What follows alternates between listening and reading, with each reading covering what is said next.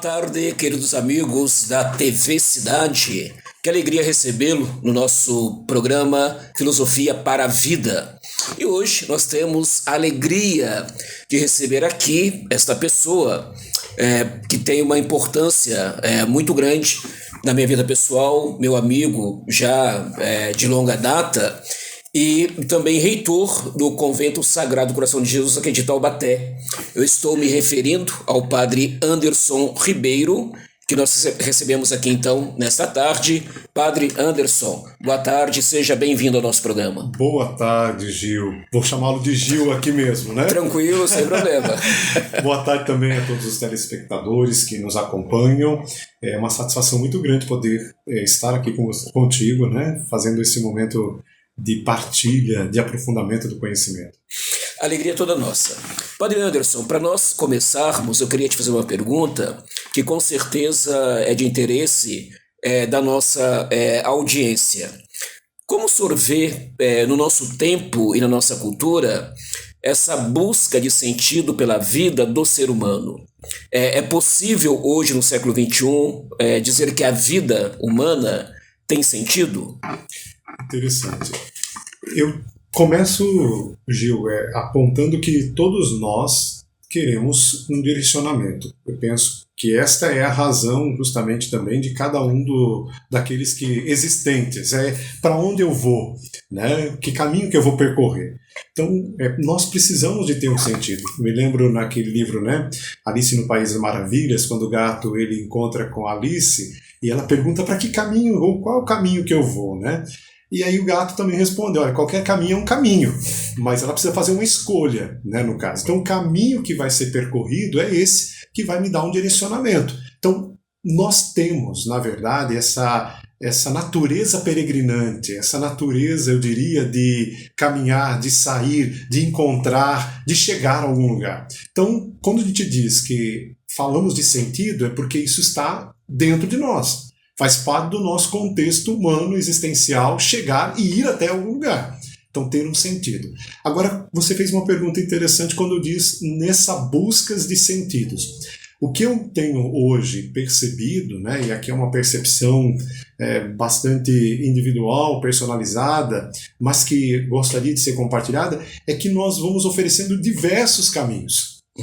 E essa diversidade de não poder focar num percurso somente e ter essa instabilidade leva a pessoa muitas vezes a viver justamente sem, olha, eu fui até aqui, mas não consegui completar, daqui a pouco eu vou para outro, vou migrando, pulando de galho em galho, e aí eu vou ficando sem sentido, na verdade. Mas porque é muita coisa sendo oferecida.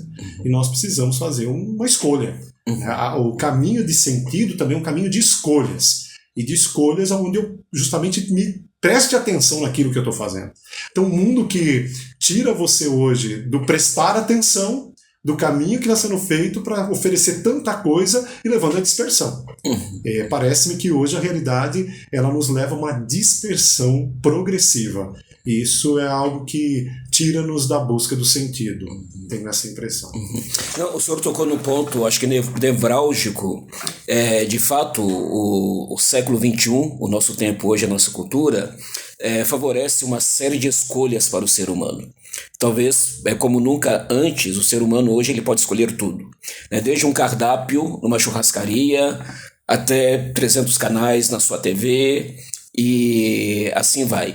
E por isso ele deve usar da sua liberdade.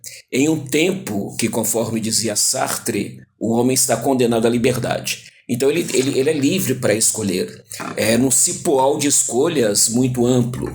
E aí, conforme o senhor diz, né, se ele não escolhe alguma coisa e acredita naquilo que ele escolheu, ele vai viver na dispersão. E, de fato, na dispersão é difícil encontrar um sentido para a vida.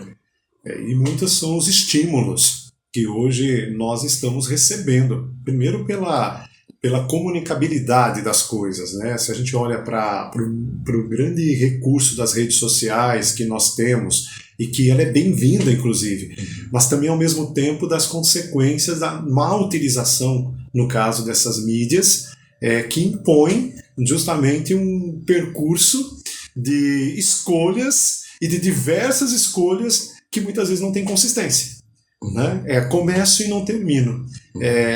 Parece-me que a gente vai entrando num looping muito grande, né? Num ciclo, numa vertigem muito grande de buscas de resoluções, de encaminhamentos, ou de eu preciso seguir essa moda ou essa realidade, porque senão eu fico para trás. E aí você perde a sua essência, né? No caso. Por isso o sentido é ligado à essência. Que interessante, padre. Eu me lembro uma fala do saudoso Papa Bento XVI, né, que ele diz exatamente isso que o senhor acabou de falar, que o que dá sentido à vida são as grandes escolhas que o ser humano faz. E escolhas que são para sempre, né? Escolhas que têm esse norte da eternidade, né? Escolhas não para a semana que vem, não para o ano que vem, mas escolhas para a vida toda. Então são essas escolhas que dão sentido para a vida. E eu sei que o senhor é reitor aqui do convento Sagrado Coração de Jesus e lida ali com as escolhas de uma juventude bem ampla, né? O senhor tem quantos religiosos formandos no convento? Hoje são 28 estudantes, né, religiosos estudantes, no curso de teologia. E que querem fazer uma escolha para a vida toda, que é o sacerdócio. Sim. Então eu queria saber como é que o senhor, né, sendo reitor dessa comunidade, sendo superior dela, e tem ainda outros padres, né, com uma faixa etária também mais elevada, os quais o senhor é responsável também por eles. Então, como é ser reitor de uma comunidade tão ampliada, com uma faixa etária também, né, tão variada, e fazer com que esse grupo se mantenha motivado na busca da vivência do ideal que eles escolheram, né, que no caso, para aqueles que são formandos, é o presbiterado, ser padre, né? Então, né, como fazer a gestão, né, desse grupo a fim de que eles possam permanecer ali, né, motivados e buscando esse ideal, né, vivendo essa escolha que eles já fizeram. Ô Gil, é interessante a pergunta também, né? Por sinal, muitas perguntas muito bem elaboradas. Quando eu assumi a missão de estar reitor, né, no caso, no convento Sagrado Coração de Jesus, humanamente eu me vi numa condição de uma necessidade que você entende essa realidade, de que os nossos superiores proporam, e me questionando se naquele momento eu teria condições de. Então, primeiro, olhar para dentro da minha realidade, perceber sim que eu tinha condições e tenho condições de estar nesta missão. Porque primeiro é entender o que eu estou fazendo ali. Não é o que eu vou fazer, né? O que eu vou estar, na verdade, sendo ali. Porque parte de uma escolha. Olha que interessante. Agora há pouco a gente falava de escolha de sentido. Então, para mim, tem sentido cumprir uma missão naquele local. Então, fazendo essa escolha, eu vou poder colaborar, né, na verdade, a partir daquilo que eu sou, dos talentos, dos dons, das virtudes que a gente vai buscando, aperfeiçoando, poder oferecer. Porque, olha, eu tenho um sentido, na verdade, neste local, nessas circunstâncias. E dialogar com elas é o que está me sendo proposto. E quando a gente traz para essa realidade mais existencial, eu entendo assim, olha, o que na verdade, na missão que eu decidi e escolhi, o que vai ser feito em mim aqui? Qual a transformação que eu vou receber? Porque se eu for, na verdade, com o intuito de querer transformar os outros, é muita, eu diria, petulância minha achar que eu posso mudar alguma coisa ou alguém. Se, na verdade, eu primeiro não me deixar ser transformado. Então eu fui muito com essa cabeça primeiro. O fato de eu estar ali naquela missão tão complexa, com tantas pessoas, era de entender o que cada um ia contribuir na minha missão. Isso foi o ponto de partida, porque se eu fosse na funcionalidade do ter que executar, e aí que está o grande problema atualmente, a eficácia, eu tenho que ser eficaz, eu tenho que ter uma eficácia na missão que eu realizo, isso é porque a realidade nos impõe o ser classificado pelo que você faz e se você faz com eficácia, se você é eficiente. Então, na minha vida, na escolha que eu fiz de sentido, se eu estou sendo, na verdade, aquilo que eu decidi ser. É aqui que muda para mim a perspectiva. E aí cada um soma comigo. Então, o fato de nos encontrarmos naquela comunidade é o que o Gil, o padre Gil, né, oferece para mim na minha vida. O que da parte dele desperta de algo que eu ainda não conheço, que eu ainda não busquei ainda aprofundar, mergulhar, acolher de fato.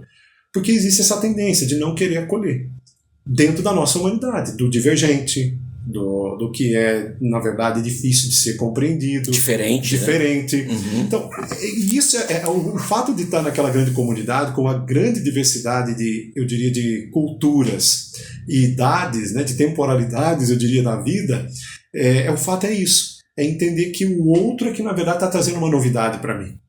Tem que fazer esse percurso, porque senão eu começo a impor o meu jeito. E a minha tendência, a nossa tendência é, muitas vezes, colocar um jeito seu de ser sobre o outro e não respeitar. Então, primeiro, respeito pela pessoa de cada um. Agora, você me disse, justamente, ali o grupo tem de 25 a mais de 80 anos. Então, quando eu encontro com um padre ou um religioso de mais de 80 anos, inclusive agora, recentemente, ele foi na minha sala, um dos padres, no sábado, fazer a partilha da vida dele, como ele estava fazendo o caminho.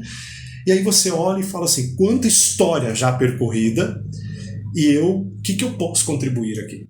O que ele está contribuindo para mim dessa história, mas o que eu consigo dar aqui e oferecer? Então, cada encontro que eu tenho ali é, na verdade, um motivo de entender qual é a missão que eu tenho que, na verdade, fazer naquilo que aí vem a perspectiva cristã, teológica, né, de encontrar esse sentido do evangelho ali, naquela realidade. Então, para mim, assim, quando eu vejo esse grupo, quando você me faz essa pergunta, estando o reitor ali naquela complexidade, eu olho primeiro para mim. Senão torna-se pesado, Gil. Eu falo para você assim, humanamente falando, direcionar fica pesado quando você impõe um jeito de ser. O que é bonito também é você se aperfeiçoar, ler, achar meios, instrumentos que possam fazer as perguntas adequadas, as intervenções corretas, a delicadeza, a sensibilidade de chegar na humanidade. Tudo isso é um aprendizado constante, todos os dias naquela casa.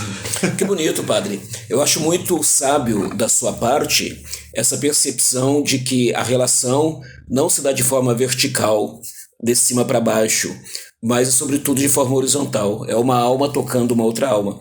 É claro que o senhor é superior dessa comunidade e, em algum momento, tem que se impor, de fato. Esse também é o ônus de quem se coloca, né, ali no serviço da autoridade, tem que em algum momento mostrar também essa autoridade, mas que bom que, pelo que o senhor diz, o senhor mostra isso de forma, né, de fato, vendo que o outro ele está ali para ser acolhido. Tem um filósofo, o Levinas, né, Manuel Levinas, personalista, eu sei que você estuda também, né, essa corrente aí da filosofia, que diz o seguinte: o outro, ou você o acolhe, ou você o destrói. Uma terceira via não tem. Então o outro é para ser sempre acolhido. E a minha pergunta vai nesse sentido, né, porque ali no convento, nessa comunidade em que você é reitor, são relações. 24 horas por dia é relações. O Sartre, de novo, esse pensador francês, ele dizia: o inferno são os outros. Então, uma vida em que eu deva me relacionar com o outro, para o Sartre é um inferno. E aqui lembrava Levinas, que diz: não, o outro deve ser acolhido.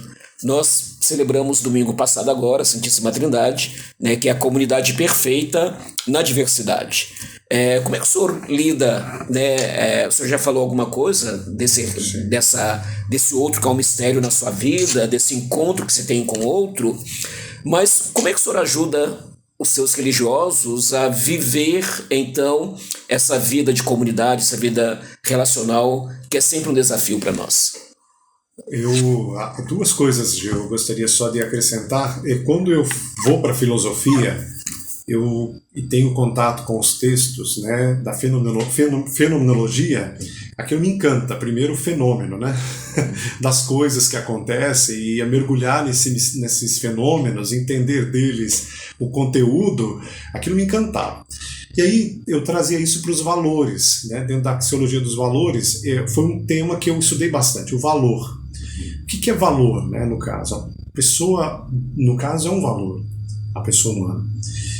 E aí, quando eu vou para a teologia, eu eu cabo a teologia num percurso da chegada do Papa Francisco no pontificado, e ele fala de uma teologia do encontro. É tão interessante que a minha síntese teológica eu vou navegar, aprofundar, justamente trazendo o tema em Jesus Cristo, Deus e o homem se encontram. O encontro como lugar teológico. Então o encontro, para mim, a relação, ela é algo importante. Ela é fundamental dentro da realidade antropológica, né, que nós carregamos. E quando você fala dessa realidade do outro, né, como a perspectiva de Sartre, né, justamente trazendo ser o inferno, é entender esse inferno, né, porque na verdade ele é capaz de, e é fato isso, eu tenho uma equipe de trabalho, né? Eu não governo, entre aspas, aqui a palavra governo é entendida como uma administração, uma condução, um serviço, porque para nós como cristãos esse governar tem o âmbito de servir o outro. Eu não faço isso sozinho, mas ter um movimento das diferenças, por exemplo, num governo, num colegiado, numa sinodalidade, agora a palavra, né, eclesial que o Francisco traz para a vida da igreja, você vai perceber que não é tão fácil alinhar as ideias. Não é tão fácil assim articular com aquele que vê uma outra perspectiva. Mas você está disposto a acolher a perspectiva?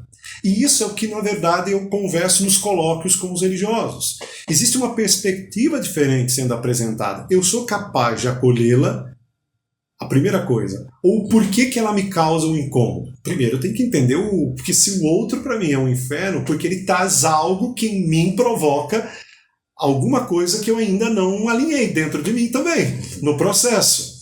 Eu preciso ter mais clareza, conhecimento, aprofundamento, porque eu posso dizer assim, olha, isso me incomoda, é real, isso me provoca, isso me desinstala, mas eu posso me perguntar por que isso acontece. Então o outro tornar-se um inferno, né, por conta justamente dessa divisão, eu digo, ou um olhar, como é que fala, que incomoda, né, uma presença incomodada, né, ou que também traz incômodo, me faz buscar novidades, me faz buscar ainda abrir-me mais a outras perguntas fundamentais para a vida. Sabe por quê? A gente tem que entender que o outro, ele me traz perguntas fundamentais. A gente tem que aprender na vida a fazer perguntas fundamentais, mais do que achar respostas. Fazer perguntas fundamentais. Isso é uma coisa que eu tenho ao longo da vida, nos colóquios que eu encontro, é fazer as perguntas certas. O que na verdade essa outra pessoa que me incomoda traz? O que eu preciso perguntar de fundamental aqui nessa relação? Então, quando você fala como é que isso acontece lá dentro, ajudando eles a fazer perguntas fundamentais. Uhum. É olhar para um autoconhecimento. Isso é um outro processo. Ter um autoconhecimento. Uhum. Uma coisa também que a vida religiosa ajuda, né, mesmo na nossa condição, é a busca do autoconhecimento. E a gente precisa se conhecer. E a gente também nós temos os nossos infernos. A gente também na verdade, para o outro uma situação infernal, na verdade. Então, encontrar, né, esse autoconhecimento, fazer as perguntas fundamentais, deixar ser provocado pelo diferente, mas mesmo assim, ainda permitir fazer com que isso lhe dê, na verdade, uma identidade, busque novamente a integração dessa identidade. Por isso eu vejo como até positivo o Sartre falar isso. Não vejo o contrário, né? Ele traz um aspecto muito positivo aqui, não só pessimista. De interrogação, de interrogação, né, nesse aspecto. Então, aqui vai por esse caminho, né, no caso, a minha resposta. Né? Entendi, padre. E estou, assim, plenamente de acordo com o senhor, porque, de fato, o ser humano é sempre um mistério, não é um objeto, não é uma coisa. Então, o outro, ele merece sempre essa minha reverência, esse meu cuidado, esse meu carinho, até porque ele traz toda uma história de vida que eu não conheço e que está ali com ele. Então, para me aproximar do outro, eu devo ter... E aquilo que nós falávamos, né, Gil? O padrãozinho. Eu tenho um padrão que a cultura me formou, a família, né, valores. E quando o outro traz algo diferente, ou ele age diferente, ele vai me incomodar. Ele vai, de fato, fazer assim, mas por que ele está fazendo daquela maneira? Por que ele age daquela forma? E aí você começa a fazer perguntas, na verdade, mais uma vez, querendo colocar o padrão dentro da sua perspectiva, do seu horizonte. E aí, claro, ele te incomoda. Agora, eu posso fazer esse movimento de que ali é uma oportunidade. Uma oportunidade de encontro, uma oportunidade de encontrar os valores que eu ainda não vi, não ainda encontrei, né, naquela realidade, naquela pessoa, nesse sentido. E ali está o exemplo do Evangelho, Jesus, né, que converte as pessoas porque acolhe a samaritana, né, o cobrador de impostos, Mateus, né, então tem toda ali uma história de acolhida. Padre, nós vemos hoje também na nossa cultura e no nosso tempo uma desumanização do humano, uma desvalorização do humano. Basta ver agora essas tantas guerras que estão aí proliferando, né, pelo mundo todo. E aqui no Brasil, eu penso que essa desumanização, ela se dá com essa febre também dos bebês reborns, né? Então, substitui-se a criança verdadeira, humana, por um boneco desumano. E passa-se a tratar esse boneco como se ele fosse humano. É um pequeno destaque, mas tem também outras situações no nosso tempo que fala dessa desumanização do humano.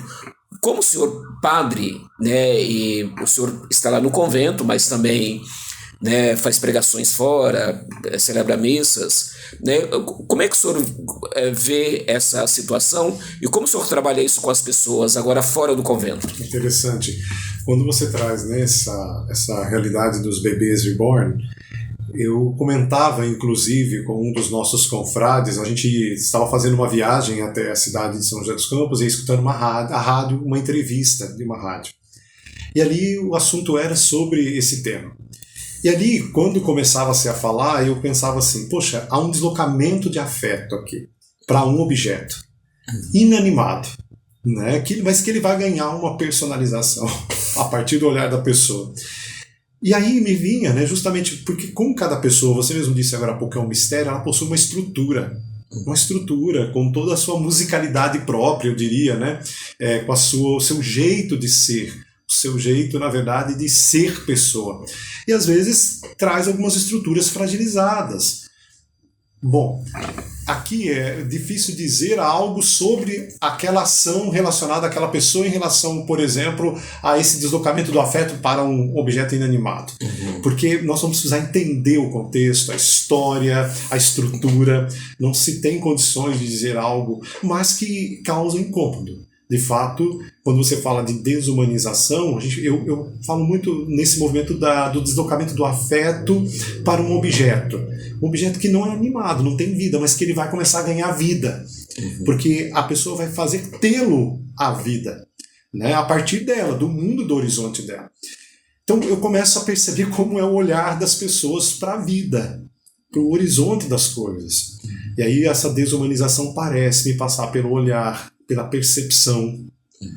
E aí vem as dúvidas e eu acredito as perguntas fundamentais que agora há pouco eu falava que nós precisamos fazer. Se começou a surgir esse assunto, é sinal, e como as redes nos ajudam a viver uma polarização de temas ou de discussões, achar justamente achar a justa medida na discussão. Isso é importante num tempo como o nosso, onde a gente hoje tem a possibilidade de fala, como eu estou tendo aqui hoje, outros tantos também o têm. E achar a justa medida, a equidade nisso. E aí que é interessante poder, na verdade, acolher isso tudo que está acontecendo, de maneira, eu acredito, serena, usando a palavra serenidade, talvez aqui com bastante cuidado, né, porque são, na verdade, fenômenos que estão diante dos nossos olhos e que merecem uma atenção. Então, peraí, a humanidade começou a olhar para algo que está discrepante, disfuncional muitas vezes, e que a gente precisa falar sobre isso. Então, começa a ter uma outra percepção. Então, quando você traz o tema da humanização, né, ou da desumanização, eu estou falando de percepção, de olhar. Então, como é que eu olho, né? Por exemplo, eu como padre, que olho para um grupo de pessoas que eu acolho numa celebração eucarística, o que eles querem? Quando eu olho para uma pessoa que bate a porta da minha casa para ser atendida, recentemente, várias pessoas pelo celular, né? Poxa, padre, eu gostaria de ter uma conversa contigo, uma fala. Você investe seu tempo, porque na missão eu não tiro, eu invisto o meu tempo justamente de escuta para perceber o que na verdade surge ali de oportunidade, aquilo que eu falava agora há pouco. Então, só que eu tenho que tomar o cuidado de olhar bem.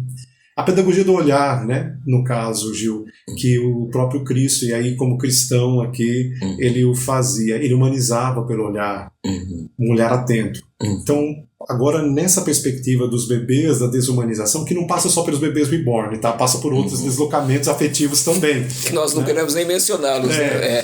Então eu estou olhando um pouco mais com atenção sobre essa questão da percepção do olhar. Não, muito interessante, porque você falando do olhar, eu me lembro de Jesus e no episódio que ele se encontra com o jovem rico, diz a palavra que ele vê o jovem e o ama. Então esse olhar de amor, né, que você tem que ter nas situações.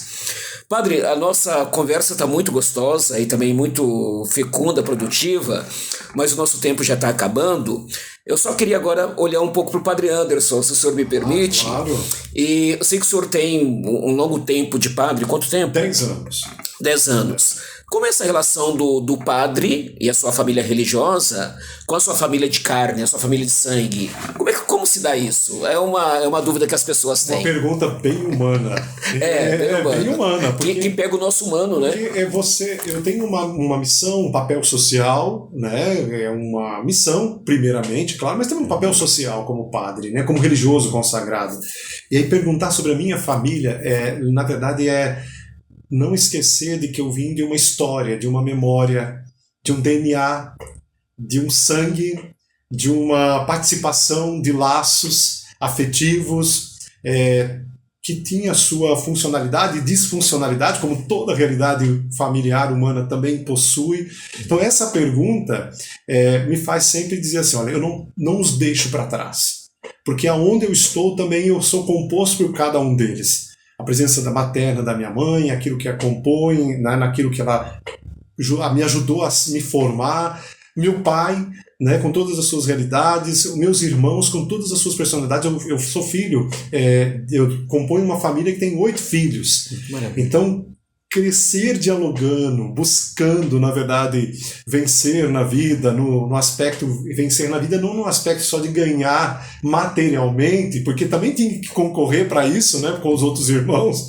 Eu digo que numa família muito grande você concorre com o irmão, com cada um dos irmãos, para ganhar afeto, concorrer, carinho, ganhar carinho, né? Brinquedo, ou ter as coisas, né? Sim. Mas isso ajudou a me formar, a me personalizar. Então, quando você fala da minha família, eu os amo. Essa palavra amor, ela passa justamente pelas inconstâncias ou inconsistências que eles têm, mas ao mesmo tempo pelo que eles são e consolidaram na minha vida, na minha história.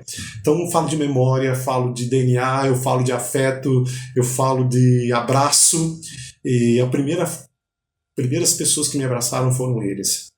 Então não posso esquecer disso, né? Foram abraços e ainda estou continuando abraçando-os, porque agora eles também precisam, né? Cada um de nós, uma etapa da vida, precisou de uma determinada maneira, e hoje também preciso deles para me abraçar. Né? Então, nesse sentido. Não é importante, padre, que bonito essa relação com a sua família.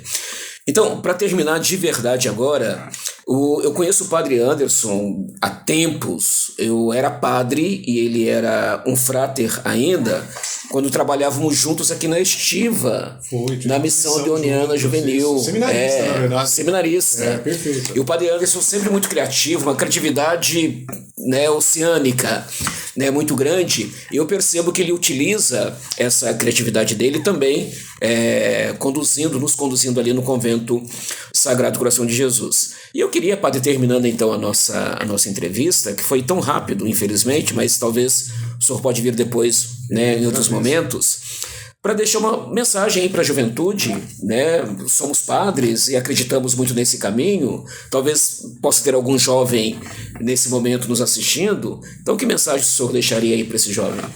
Ele falou que eu sou criativo e ele sabe o quanto que eu gosto da arte. o quanto que eu gosto de poder ver a beleza da estética das coisas, da representatividade, e a fé me possibilita isso também. A gente acha que, pode ser que acreditem, que, alguns dizendo que não, mas sim, existe a possibilidade de inverter o olhar para o belo. A fé me ajuda a chegar na beleza, na verdade, na bondade, na justiça. E então, o que eu posso deixar de mensagem? É para dizer que vale a pena fazer uma escolha. E essa escolha ser o sentido para a sua vida. Então, se você me escuta hoje, nas decisões que você tem sido feito, escolha. Mas escolha de maneira a saber para onde você vai e de que maneira você quer ir. E você vai ver o quanto essa estrada que você percorre tem oportunidades. Ela tem a beleza, ela tem justamente a bondade, a justiça, a alegria. E vale a pena. Amém, amém. Padre Anderson, muito obrigado de coração. Obrigado por senhor ter partilhado aí, assim, temas, né, tão profundos e tão necessários para nossa reflexão hoje no nosso tempo. E a você que nos acompanhou, te espero então no próximo programa. Né, obrigado aí pela sua audiência e nos vemos. Até mais.